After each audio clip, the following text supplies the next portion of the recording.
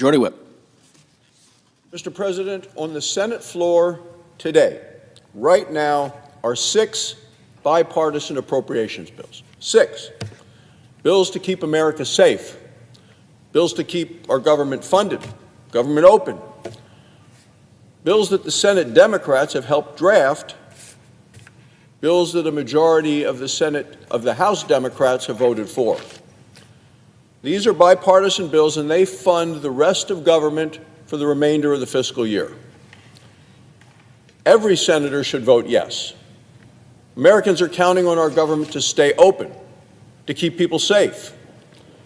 Today, Senate Democrats are threatening to block these bills. Not just to vote against them, but to actually block us even getting the bills to the floor for debate. So once again, Democrats are threatening to shut down the government.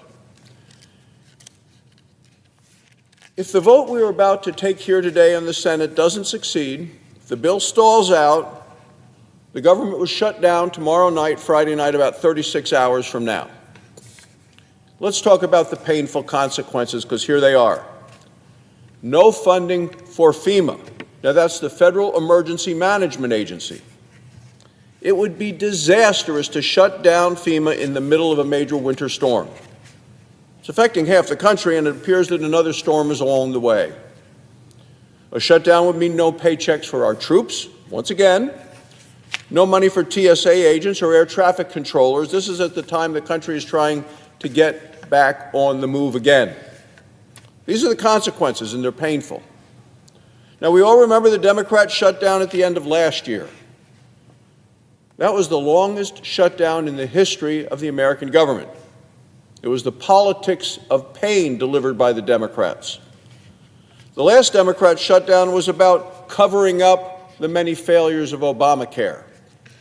This Democrat shutdown would be about prioritizing illegal immigrants over American citizens. The Democrat shutdown does not change the immigration law, nor will it halt immigration law enforcement. Even Senate Democrats admit that publicly. That's because Republicans already put into law the largest investment in border security and immigration enforcement in the history of this nation. Let me be clear. The vote that we're going to take in just a few minutes to advance the 6 bipartisan appropriations bills allows us to avoid a shutdown, to keep the government open, to make America safer. The bills that are on the floor fund disaster assistance through FEMA. They hire thousands of new air traffic controllers. They fund TSA agents, the Coast Guard, and our military. They give our troops a well-earned and well-deserved pay raise. They support housing assistance for vulnerable families. They improve roads, bridges, and ports across the nation. They upgrade our nation's outdated air traffic control system. All that's in front of us today. These bills are the product of the Senate working the way it was designed to work. They reflect months of bipartisan committee work and good faith negotiations. I applaud Senator Susan Collins of Maine. She is the chair of the Senate Appropriations Committee. These bills are the product of her determination to deliver for the American people. It's time for the Senate to vote yes, and every senator should vote yes to avert a painful shutdown. Republicans are going to keep working with Democrats to keep the government open. This nation deserves safety and security, not another government shutdown. Thank you, Mr. President. I yield the floor. Suggest the absence of a quorum. Clerk will call the roll.